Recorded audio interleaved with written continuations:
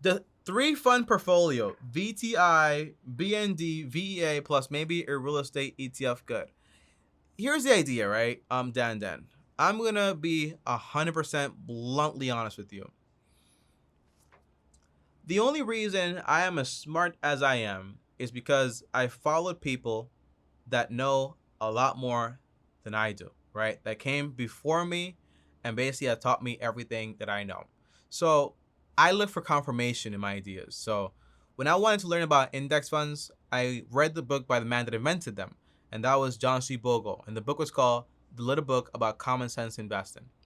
On top of that, when I wanted to learn, for example, about modern theory portfolio, I saw ACORNs, right? And I was like, where does portfolio come from and what does it make sense? And then I did all the research, and then basically I found out, hey, this portfolio is actually awesome.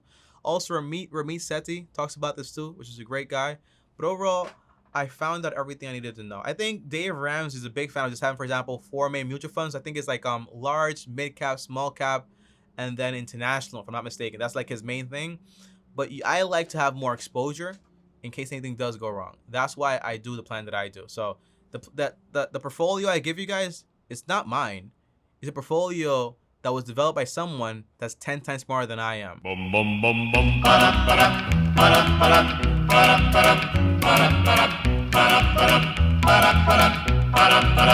You've got to stop.